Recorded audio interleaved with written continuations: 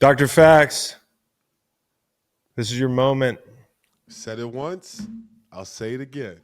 The AFC South runs through Jacksonville. I know the Colts, they're having an amazing run, but my Jags, bro, you watch all these games. We're 4-1, and honestly, we can be 0-5. Like to be to be honest with you, we can really be 0-5. Some of these games, I feel like our opponents didn't take advantage of a lot of mistakes that we made that they probably should have. That would have been different outcomes in the game. And last night, Monday Night Football against the Kansas City Chiefs, it was no different.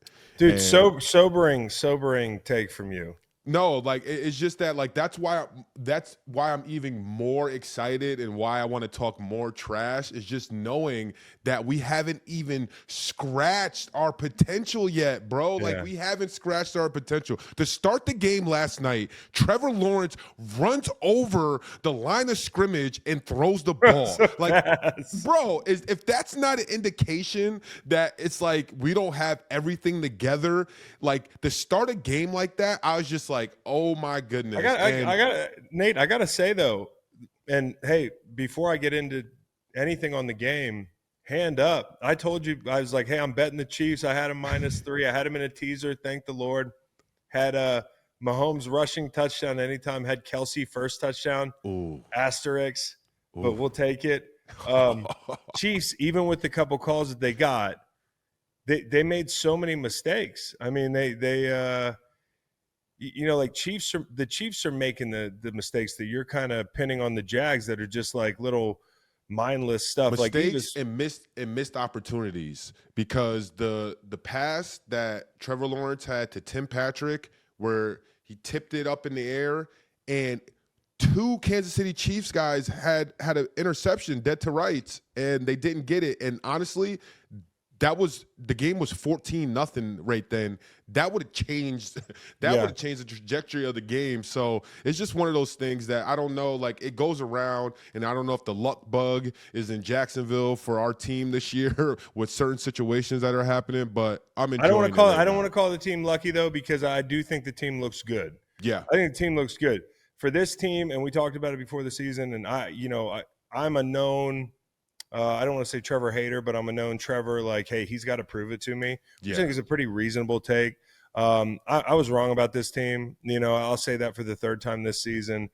Liam Cohen's a hell of a coach. And, I think who did I see? Bucky Brooks tweeted this thing today, and I had said it yesterday on the show, and that's why I love Bucky Brooks, because he's a smart football guy. But like 85, he was talking about Devin Lloyd.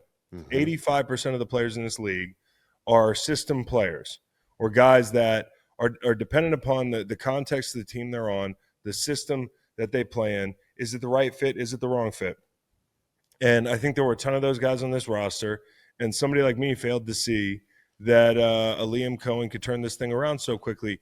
They were wearing the reputation of a team that was as bad as any team in football since December of 2023, tied with, I believe, Tennessee and Carolina for worst record. And I think what gets lost in the shuffle a little bit, and Jags fans have pointed this out to me, is that they lost a lot of close games last year, and now they're winning them. And I think when you look at the fact that now they have an offensive line that's functional, they have a run game that's a weapon, and obviously Trevor Lawrence, although sometimes he picks his boogers and throws the ball past the line of scrimmage and does all types of like confounding shit, he had a signature moment last night, dude. Like that was to be able to make that throw on the right sideline, which is probably one of the most improbable throws of the young season. The throw to De'Ami Brown in the red zone, the quintessentially Trevor Lawrence way to score a dramatic game-winning touchdown. But wait, even before the throw, him taking a sack with a minute to go in the game.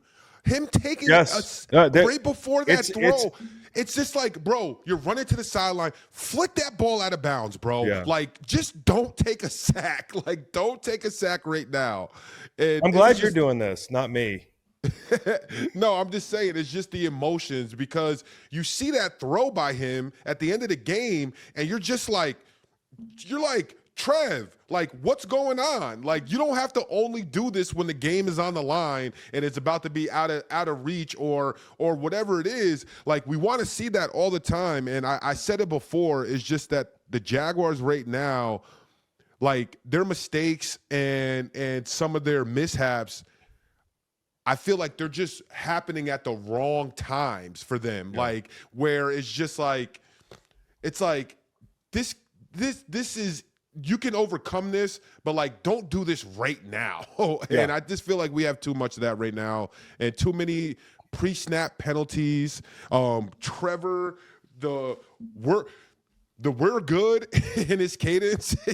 we're good, and freaking getting delay a penalty game. I mean, the delay a game penalties is so funny to me, and it's just like, I don't know what they need to do in that aspect of the game of getting the call in quicker, or he doesn't need to huddle or whatever it is, but they need to work that out before it becomes a problem. Listen, that's going to be the thing that, like, this is a playoff football team. They look like a playoff football team. They're walking like one.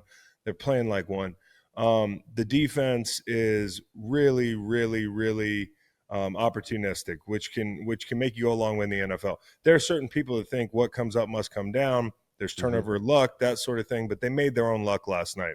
And the guy that I was talking about in Devin Lloyd being the quintessential example of a guy that is going to play better. Not just that, is the year that, he's got to go out and ball out so he can get that big new contract. He looks sweet in that number 0. He looks lighter. He looks like he's in better shape. He looks quicker. But like those are the guys that you need to step up around Trevor Lawrence while him and Liam are getting on the same page throughout the year. Him and the receivers are getting on the same page throughout the year.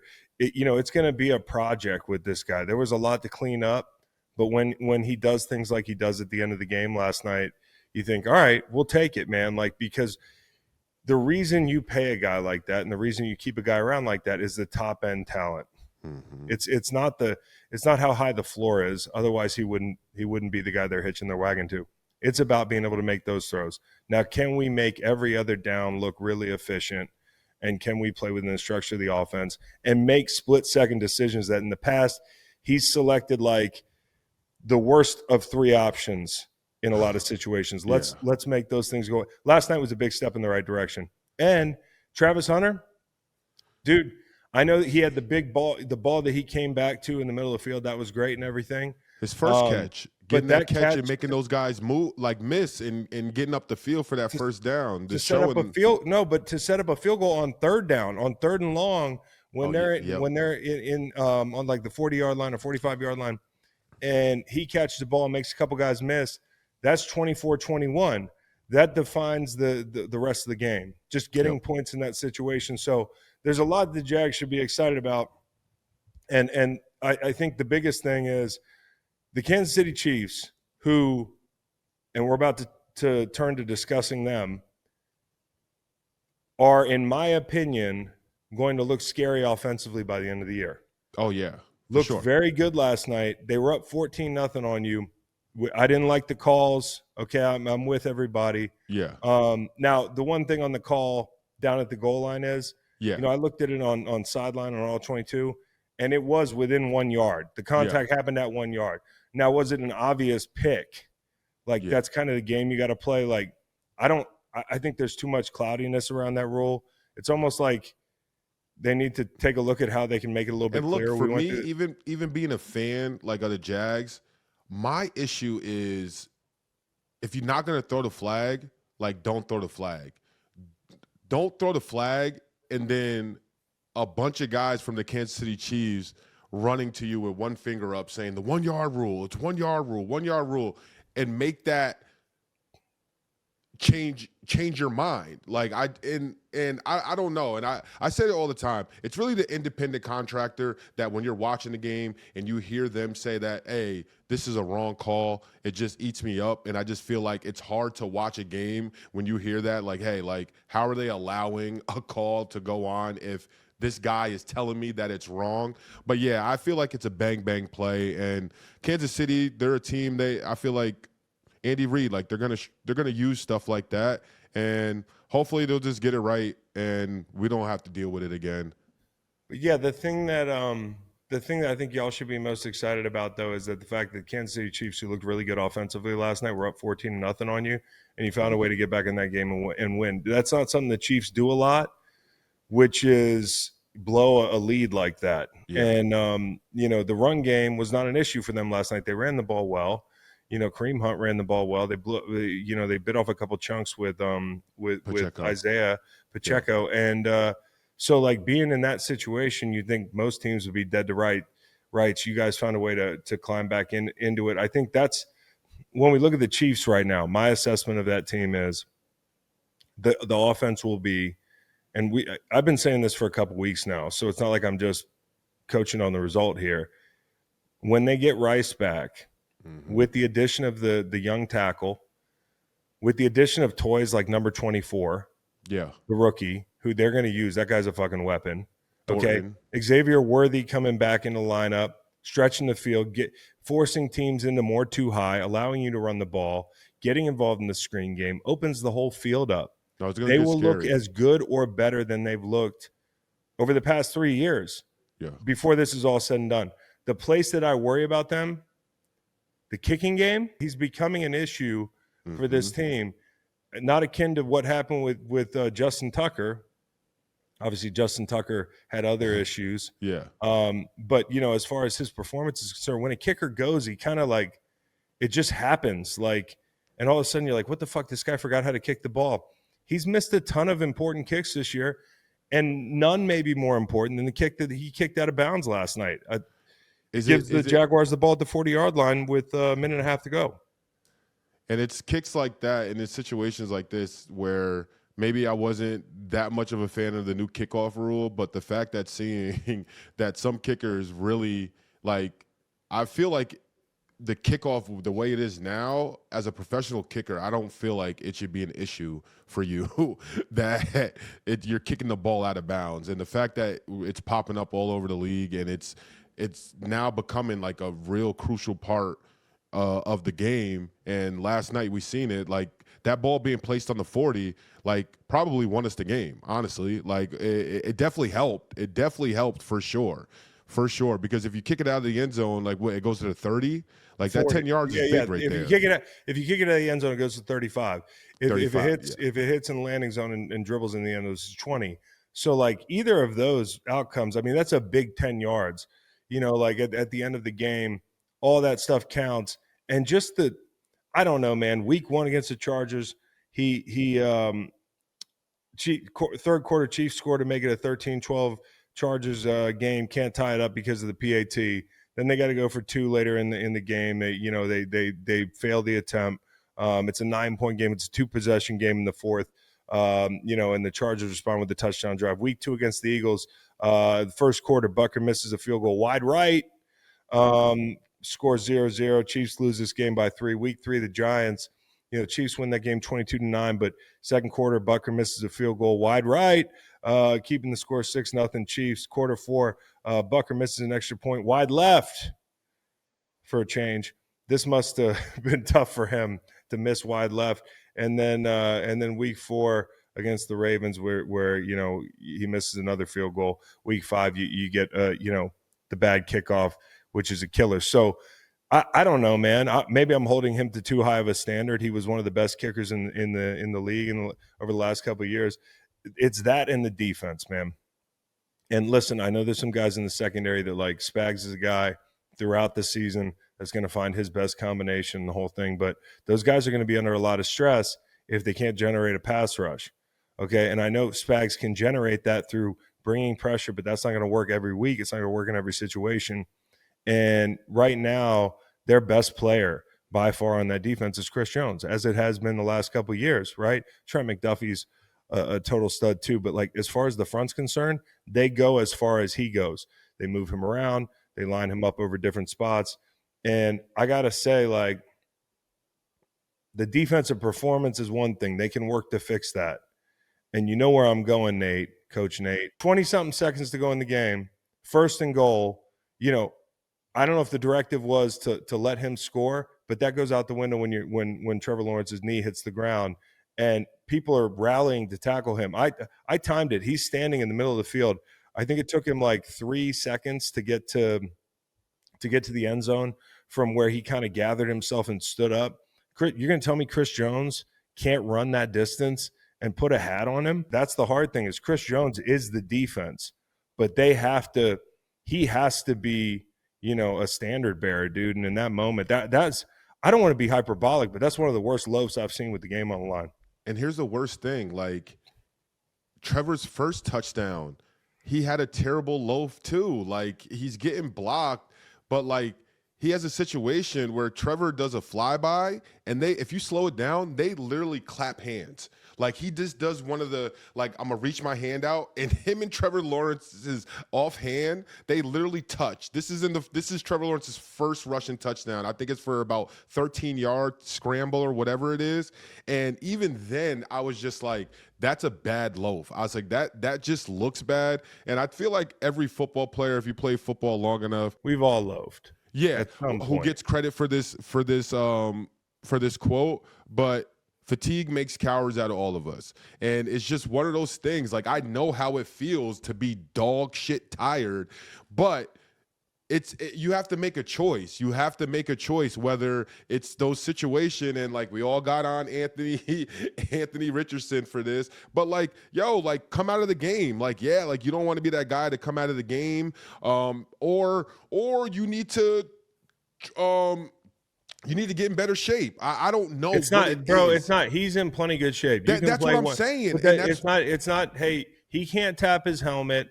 The fucking game's on the line. Yeah, you just got to suck it up. You're the best player, dude. Yeah, you're the whole defense, dude. Like, I don't know if you looked around and noticed, but the other guys, with all due respect, are mostly just good, solid players. Yeah, you're the all-world guy, dude, and so, functionally, you're the last line of defense in that situation, but symbolically, man, like, you're the fucking team, dude. You got to be a leader. And I think they had a situation at the beginning of the year where one of the linebackers is getting on him in the game, and they're kind of going back and forth at the end of the game. That to me was a different thing. That was the Chargers play. Yeah. Was it not? And it's just one of those things where we're not the only ones that see it. And if you're in that defensive room, me as a guy that was a career backup, third string fringe guy, I know if I was playing behind Chris Jones, I would be looking up to him and being like, this guy's great, whatever. But at the same token, if I'm in that D-line room and I want a chance to play, yeah, that's the best guy in our D-line. But as a teammate and a player, you're just like, hey, coach, like, you guys aren't going to say anything about this? Like, You're not going to coach this up? Like, I know I'm sure it's being coached up. And that's why I said fly on the wall is like, you don't have a choice. I'm sure a D-line coach might be like, I prefer not to chew Chris Jones out because I don't want to get like Chris Jones might pull the, the I'm Chris Jones card on me. Yeah. No, and obviously, like, he's got so much leverage because he's their best player, and like, they literally can't win without him. Mm-hmm. Defensively, they don't have enough special players. And so my assessment of this group is, by the end of the season, the Chiefs, not even that long, just wait a couple weeks. Mm-hmm. They're going to be fun to fucking watch offensively. They were fun to watch offensively last night. Oh, I think the defense is going to have to hold up their end of the bargain, which was my concern about this team going into the season. We just saw somebody make a trade for a pass rusher in division there. I don't know that Kansas City has the capital or the cap space that they want to part ways with to make any big move. So it's going to be us, guys. Like, if I'm Spags, I'm saying, hey, lock the fucking doors. It's going to be us. We're living and dying with this group in this room. And Chris, you're our leader. I do want to shout out our friends at BetMGM. Welcome to the Green Light Podcast presented by BetMGM. If you haven't signed up for BetMGM yet, use bonus code GREENLIGHT and you will get up to a $1,500 first bet offer on your first wager with BetMGM. Just download the BetMGM app and sign up using bonus code GREENLIGHT. Deposit at least $10 and place your wager on any game. If that bet loses, you will receive up to $1,500 in bonus bets when using bonus code GREENLIGHT at sign up. Then get access to second chance promos, odds boost tokens, same game parlays, BetMGM, original bets, and so much more. BetMGM, make it legendary. Dude, I'm so excited about the Joe Flacco thing. You called it, man. I called it, and it's not some crazy take, right? Yeah. You put 2 and 2 together the minute Joe Burrow gets hurt, and you look around the league and say, where are the shitty teams and where are the guys that are serviceable back there. As bad as he played in Cleveland this year, what have we learned over and over again? Context matters. Situations matter. Yeah. I know the offensive line might be worse in Cincinnati. I know that Joe Flacco's taken his life into his hands, and this is borderline elderly abuse. But the fucking NFL needs people watching Bengals games. Yeah. Fantasy owners need Jamar Chase to get touches. All right, my son needs Jamar Chase to get his touches. And most importantly, I like watching the Bengals. And when you look at that division where the Ravens are still favored to win it, why the fuck not? This is the first sign of life I have seen from the Cincinnati Bengals since Joe Burrow got hurt. Just try something, guys. Bro. I don't care if it doesn't work. But I want to watch the games and think that a team that paid their superstars and are playing in a division that is there for the taking at least tried.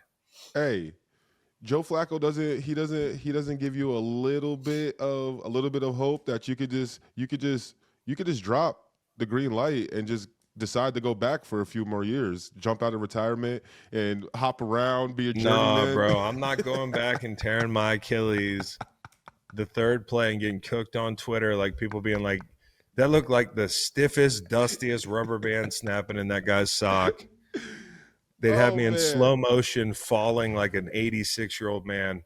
I actually thought about that the other day. If I went back to play, like what if the first play I threw a long arm into some guy's chest and he was like, you're old, bro. He's just anchoring on my – that's how it would probably go. You know what I'm saying? No, and honestly, that's my fear. Is just like – seeing this Bengals offense and seeing what just happened to Joe Burrow, it's just like, how can I be positive that by you guys going to get Joe Flacco, who's less mobile than Joe Burrow, that he's going to be – he's going to get killed. But that's what I'm saying. Like older guys, like they get up off the ground. It takes them a longer time to get up off the ground. And I just wonder how much more of that Joe Flacco has in them. I think his journey is amazing. I think he definitely still has spark and magic. And just like you said, if anyone, Jamar Chase is going to be happy, at least for this week, for just the unknown of just thinking about, hey, exactly. Like I got someone who just give me a chance. Yep. Just give us a chance. You know what else Joe Flacco does? He checks the ball down. Yeah. So great. So we're gonna give some check downs to Chase Brown, and we'll see what happens, dude. I just want a reason. Without Joe Flacco on this team, I won't even have this team on a side TV. Now they're like on TV 2 or 3. At least this week, to see if there's something going on. Now, who do they play this week? I don't even know. They play the Packers. Fuck. Catching 14 and a half points on the road. Yeah. Maybe they won't put them out there this week. No, they have to. I don't know, man. Maybe they just concede this week and get out. So. Oh, you know what? You want to know a different angle? Sure. A different angle that people probably like don't want to hear. Another reason why I'm happy about this trade. Yeah. One step closer to Shador. Oh yeah, it is. It is. Like it is. Because and I cannot, one way or another, we're gonna find out. We're gonna find out. Because all the conjecture can stop. What new quarterback comes in? If that new quarterback comes in and they're just like, he's number 2, like everyone's gonna know that something's up in Cleveland, right? At that point, I would think they were just trolling people.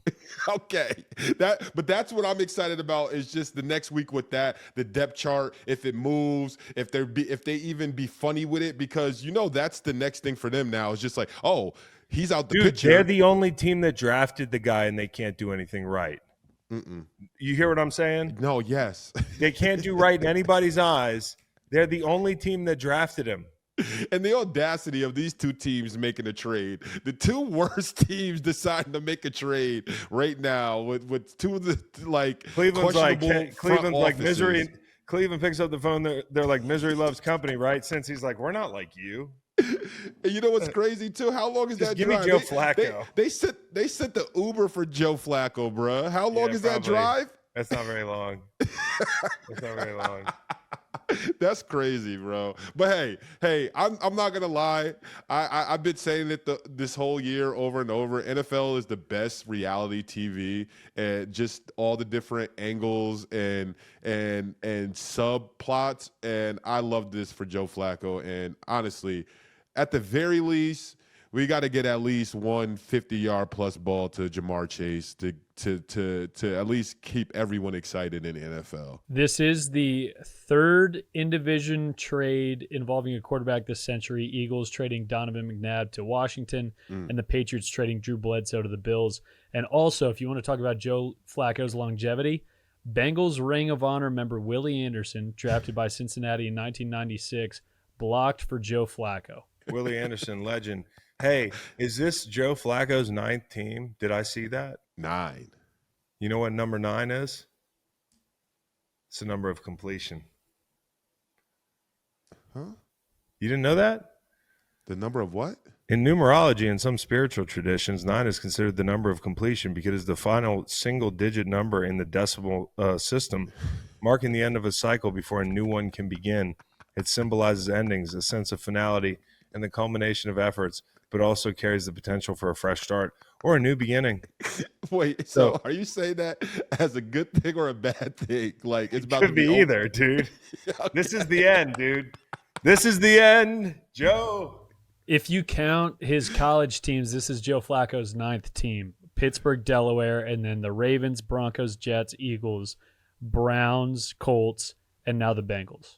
Yeah, I counted 2 because I had Ravens, Broncos, Jets, Eagles, Jets. I counted the Jets twice. And the Browns twice. And the Browns twice, yeah. So never mind. But hey, count his college teams. That's 9 right there. 9 teams for Joe Flacco. Number of completion. That's just some shit I heard somewhere. Here's the other thing I love about this year, and this is why I think teams are going to make a lot of trades. Adam Schefter said, hey, we're going to have a fuck ton of trades. That's what he said today. Anybody can win this thing, it feels like. I think this is the week, and it's no coincidence that the 2 undefeated teams lost. But it feels like everybody's like, hey, my team could win this thing. I keep getting asked questions. Like I was on Rich Eisen today, and Rich loves so Chris, are the Jaguars contenders, that kind of thing? And I'm like, my usual litmus test for the bar to clear to become a contender is a lot more north of like what I'm looking at with a couple teams, but you might as well make them contenders because it seems to me like usually there's like an elite class of teams that's only a couple teams, and then there's like the class just below them, like the 1Bs. It feels like there's a bunch of 1Bs this year. A bunch of 1Bs, and teams that I usually couldn't see making a run could make a real run. So one of those teams, the Chargers, made a move today as well. They go get Owe from the Ravens, who obviously they weren't going to pay him, and he's been productive. He can rush the passer, and he's been one of the relative bright spots on that defense this year. It is a little bit declarative of where they are in Baltimore. You have no pass rush. You send off one of your very few pass rushers. What you do get back is Alohi Gilman, which probably means they're just going to reshuffle their secondary. And they, for the Chargers, they feel like, hey, our safety depth is better than our edge depth. That's one way to think about it, because they have dipped into their edge depth bag and they don't like what they have to, what they see. They need some pass rush. They have young players that they can push along in the secondary, and rushing coverage works together. But as you can see, without the rush, the coverage doesn't look as good. So for me, the move makes a lot of sense. It also doesn't put so much pressure on Thule to be primarily an edge rusher. You can move him inside. You can move him around. I think you add him to a group like this guy Tart is a fucking player. I can't remember if I shouted him out, but he was one of the lone bright spots the other day. They have some pieces up front. They just need their edge rushers. And when they get Mac back, whenever that is, now you're cooking a little bit. Make that late in the year push. But for the Ravens, it probably means moving Kyle Hamilton inside. And so it's kind of the inverse of what happened last year, where last year they wanted Kyle Hamilton to play more safety. But this is what they hope is the one big move that changes everything defensively, or just realistically, they know where they're going and they're selling pieces. And then they also picked up CJ Gardner, put him on the practice squad. So Yeah. might not see him for maybe a week or so if they like what they see. But that's going to be interesting to see if he can. He's a guy that, like, I feel like the old Ravens defense, how they used to be in their attitude, he's maybe a guy that can fit in perfect there, maybe help change the culture back to what it was, that gritty, scared of Baltimore defense. But right now, it's just, even with all these moves, they got to put a product out on the field. They got to put something on tape where you can respect it. Dude, what's going to be so funny is CJ Gardner-Johnson and Jair Alexander interacting, because Jair Alexander is one of the funniest people in the NFL. I don't know if we talked about this yesterday, but him grabbing the ball from the Texans rookie, Noel, after he caught that touchdown into the Ray Lewis dance, and Jair Alexander, notably from Charlotte, was offended by it. And he's been there like a month, but he's like all about the Ravens way of life and went to get that football. And after the game, his soundbite was hilarious. So I would love to see what that relationship turns into. CJ Gardner-Johnson and Jair Alexander, two of the funniest people in the NFL, in my opinion. Yeah, it's gonna be great. CJ, I'm glad CJ got back on the team. Hopefully he'll stick here for a little bit. All right, so other pieces of news around the NFL, just a little grab bag of bullshit.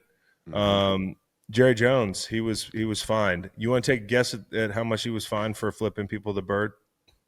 $7,000. Or they hit him. They hit him a little higher. Oh, $15K? A little higher. $27K. It's a weird number to come up with. Probably higher. $35K. You're going to keep going. They hit him for $50K? Oh, they hit him for more than that. 100 bands. Go up. $500,000. Go down. $250,000. That's right. They hit him for $250K. Yeah, but that's nothing to Jerry Jones, man. Nah, fuck that. Wait. He got a hell of a deal because this is the same number that Bud Adams was fined for a very similar interaction in 2009. Fucking so inflation. Exactly. So it's just kind of detrimental. Like is you can give the finger, but if he cuss the fans out, like, would that be the same fine? That's my thing, dude. Because isn't the middle finger just a sign language for fuck you, like, or no? I'm with you, bro. The middle finger to me should be like, with how crude our society is today. Yeah. Like, why are we worried about the middle finger? I don't know. And I mean, like, why is that sacred cow? How much are the fake brandish of firearm fines? Like, I mean, do you think like a like middle finger is worse? If I'm like pew pew pew pew, exactly. I'm fake shooting you. I'm fake fucking you. Like, what's worse? I'd rather be fucked and shot. Yeah, it makes no sense. It's just funny, bro. Like, I just feel like what if Jerry Jones pulled out the invisible strap? Yeah. Well, the one thing that's good about the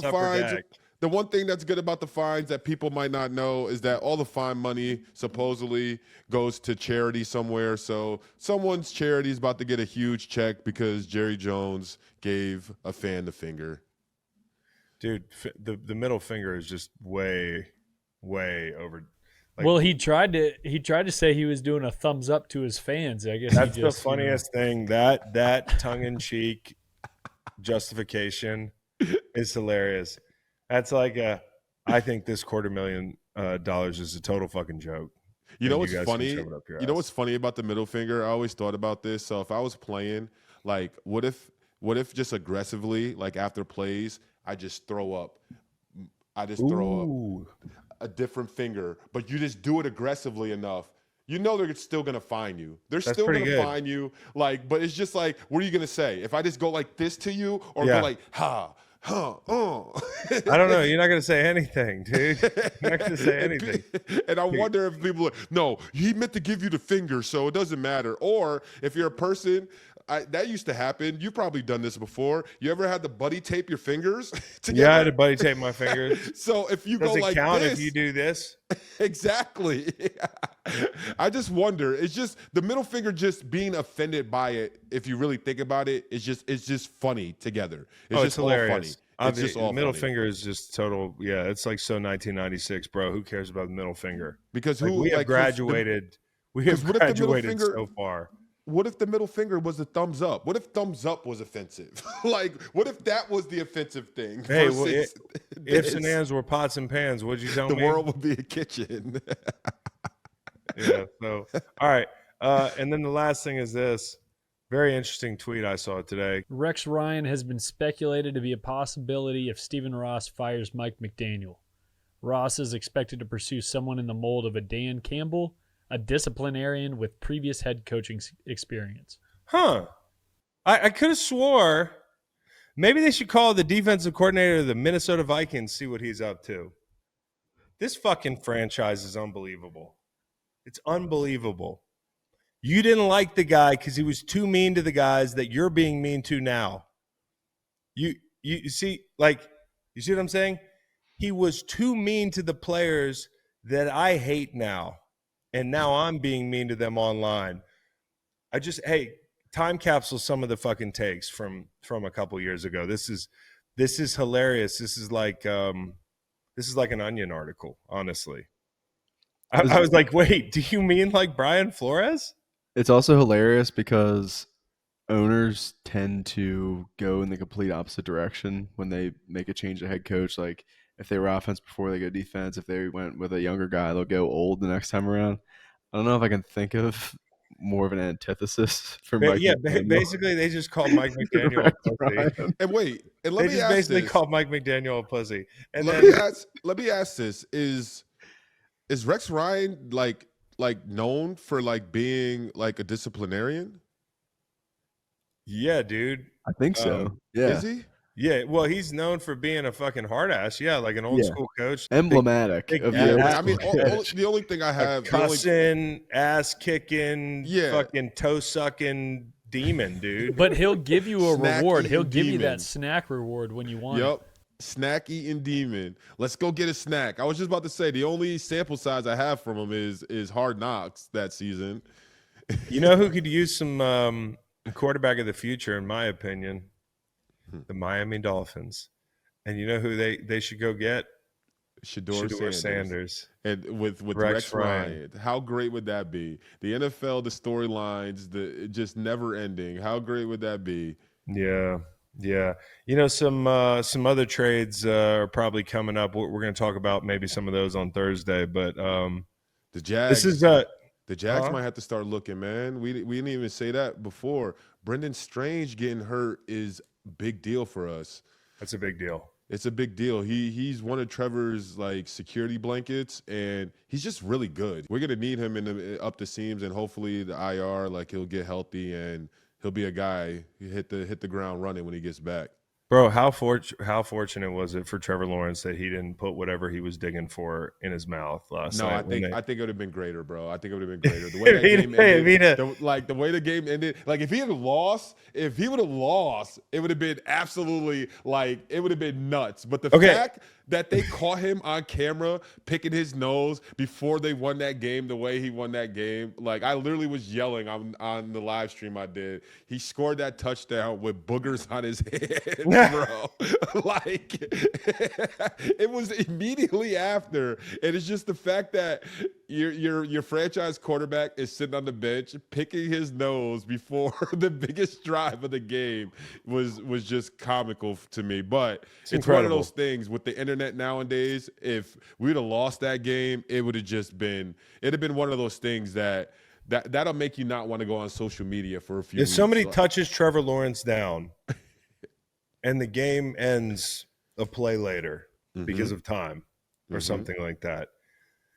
They're skewering the guy and putting up booger memes, dude. Everything. And that's sports. That's what's so fucking hard about this occupation is like you asking us to tell you who's going to win a game. I don't know. Is Trevor Lawrence going to get back up when he falls on his face in the red zone with 25 seconds to go? Is Chris Jones going to loaf? Are the refs going to miss? Are the refs going to blow the? Are the refs going to blow the game calls for the Jags? Yeah, there's no way. I don't know.